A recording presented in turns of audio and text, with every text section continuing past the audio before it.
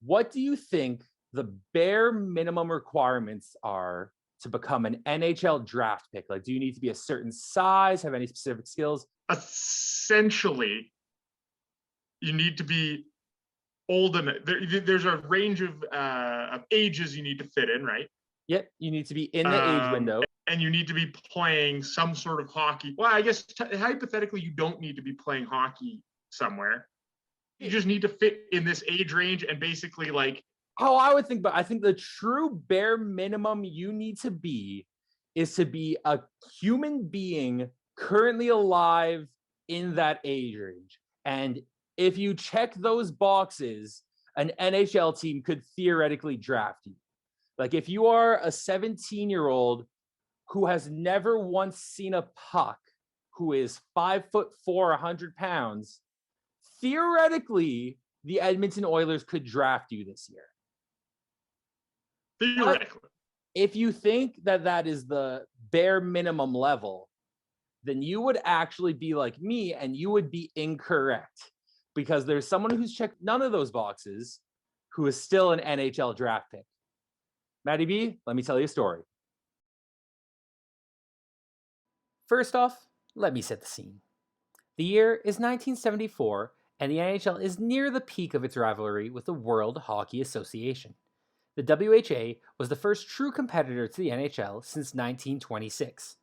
In their first season, they poached 67 players from the NHL, including superstar Bobby Hull. They were not only offering more money to players, they were opening the door to bring in European players, changing North American hockey forever. The reason this is important is because it changed the way the NHL operated, and that was evident at the 1974 NHL entry draft. Unlike today, where the draft is a nationally broadcast event taking place in an arena packed to the brim with team staff, media, fans, and every single top prospect there with their families, in 1974 it was a very private affair. This was in an attempt to stop information from getting leaked to the WHA. The entire draft took place over 3 days on a call from the NHL office in Montreal. And let me clarify, this wasn't a large conference call. This was a series of singular phone calls from the NHL office to each team's hockey department. Even other teams in the NHL wouldn't know who was drafted at the beginning of each call, so the NHL commissioner Clarence Campbell would read out pick by pick what had happened since the team had last drafted. That's outrageous. That's outrageous to think that that was a thing. But imagine this. You're sitting around, it's almost like waiting on hold because you have no clue if you're next in line or if they're still 14 picks away.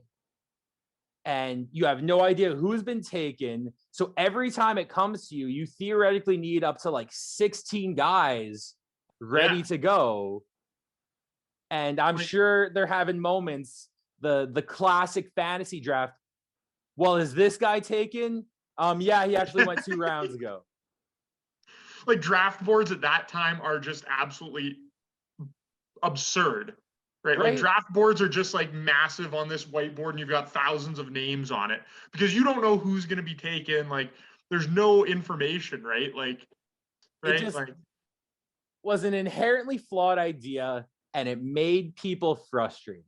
And that's important because that frustration leads to what happens next. That was the first domino to fall.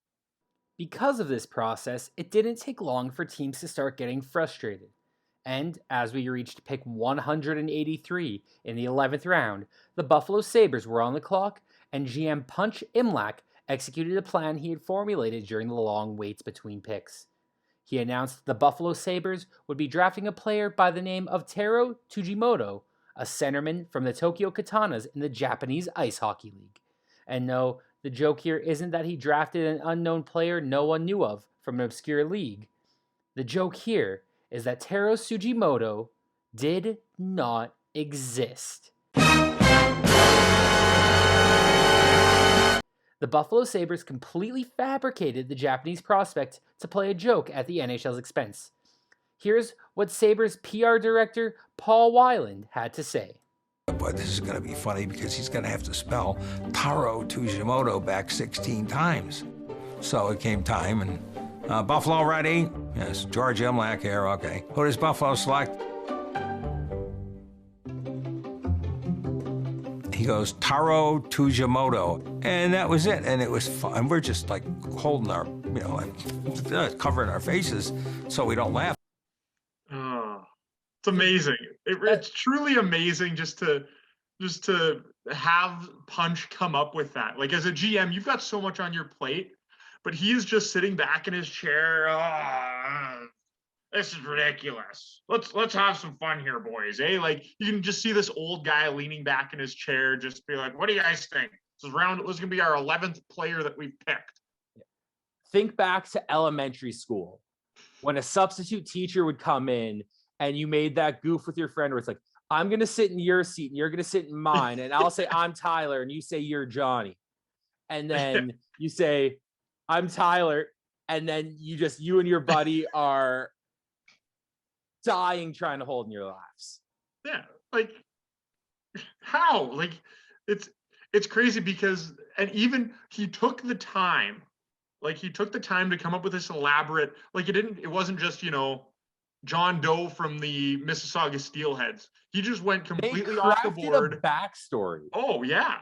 And I'll get into that here, but a lot of work went into this. Yeah. The first idea to get passed around the Buffalo Sabres hockey offices was just to draft an unknown player the rest of the NHL hadn't heard of. This idea, through a brainstorming session, slowly turned into drafting a player who didn't really exist. While going full Be a Pro mode and creating a player from scratch, it is said Weiland came up with the idea for the player to be of Japanese descent, and has stated in multiple interviews he got the name Tsujimoto from a local store near where he attended college that had stuck out in his memory. Before moving forward with the plan, the Sabres called the Tsujimotos to request permission to use their family's name and to also ask for help in selecting a Japanese male first name. That is where they got the name Taro from, which was a very popular Japanese boy's name at the time. The team, the Tokyo Katanas, was a localization of the Buffalo Sabres, as both sabres and katanas are types of swords. The Japanese Ice Hockey League actually did exist, but there is no team based out of Tokyo in 1974. The rest of the teams in the NHL and the league itself were happy to just accept that Buffalo had sent scouts to Japan to look for new talent, whereas if any of them were able to look in and research the Japanese Ice Hockey League at the time, they would have seen that not only was there no team in Tokyo, there was no team in the league named the Katanas, easily proving that this was a farce. Wait a minute! Who are you? The WHA began to broaden its talent pool by recruiting and signing European players, which the NHL had largely ignored up until that time. This included such Swedish stars as Anders Hedberg and Ulf Nilsson, as well as Czech center Vaclav Nedomanski, who had just defected from Czechoslovakia. Winnipeg especially loaded up on Scandinavian talent and became the class of the league, with Hedberg and Nilsson combining with Bobby Hull to form one of hockey's most formidable forward lines. The idea of NHL teams sending scouts out to far-off lands in search of untapped talent pools was still a new idea, but one the minds around the league were opening up to. The notion that the Sabres may have just known about a player or a number of players from Japan, while kind of out of the ordinary, was not beyond belief. Especially in the 11th round of a draft. That's when you take your dart throws, right? Those are dart throw picks. We don't even have an 11th round anymore. This is where you go and take that Belarusian kid that's played 6 games this year, right? Like, that's where you go take your risks, and hopefully this kid pans out.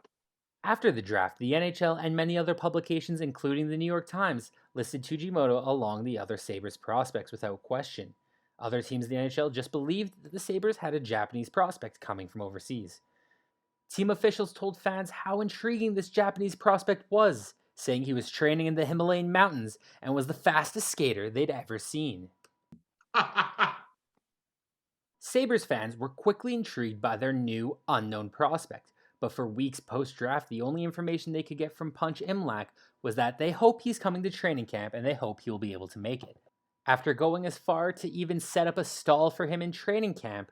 Of course, honestly, if you're the Buffalo Sabres, why wouldn't you? The Sabres eventually came clean and revealed to their fans and to the league that it was all a ruse.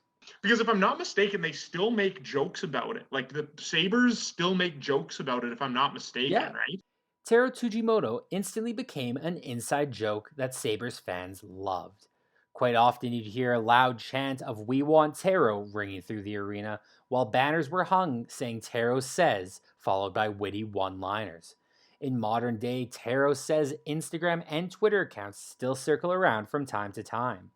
It's also become a financially lucrative marketing play, as to this day you can still purchase Sabres jerseys with the name Tsujimoto and the number 74 to honor the year the pick was made. Not bad for an 11th round draft pick. I hope that Tsujimoto family gets some of those funds because they let them use their family name. Like, I would hope the Buffalo Sabres give them a little bit of cash for that. Tsujimoto even eventually got his own set of hockey cards printed, immortalizing him. It wasn't until 1992 when a Japanese player would actually be drafted to the NHL when the Montreal Canadiens selected Hiroyuki Miura. The first Japanese player to ever play in the NHL came in January 2007 when goaltender Yutaka Fukufuji started a game for the LA Kings. He had a little cup of coffee. He didn't do super great, but he was still the first Japanese player to ever make that jump. I remember playing the NHL games. If you played with Team Japan, he was the goaltender. And I was going to bring it up. I think that is just a shared memory for everyone in our age bracket who grew up on like NHL 04 to like 14 was our childhood. Yeah. Everyone knows Yutaka Fukufuji as the Japanese goalie. Yeah. NHL draft pick, massive jersey sales, still a Sabres icon to this day. And he was not even a real person. Yeah. And the funniest thing is like, this is a terrible display of like journalism too, from like the New York Times and whoever else is doing these stories. Like nowadays you go on Google and you type in Japanese Ice Hockey League or Tokyo Katanas or, Taro Tsujimoto, and you're going to find something or you're going to find nothing. Right? Like whenever someone gets drafted, I'm looking them up on Elite Prospects. Exactly. There's just no way to get that transfer of information. And when you're going to these untapped parts of the world where no one in the hockey world probably had a single connection in Hockey Japan. So it's easy to see how in like the 70s, and like we mentioned, like, the New York Times not fact checking this, like it was a long draft and they weren't going to go into detail on every player. They were told that was the name of the player who went 183. They wrote it down. Yeah. It's, oh my goodness. And I mean, it's crazy because Japan and sort of Asia is still an untapped area for hockey. You know what I mean? We're still trying to figure out how to bring, more players from there into hockey and trying to build those up, because it's another area that, could be untapped for the NHL and for hockey in general, right? Because we've basically exhausted Europe, right? Everyone knows that the European leagues are pretty freaking good. You're not getting a steal or some unknown superstar by drafting a Swede at this point. No, they're just top, well-known prospects. Whereas, like, you're right. We're just now seeing the true development. We're seeing it in the KHL now with Kunlun Red Star, the Chinese team.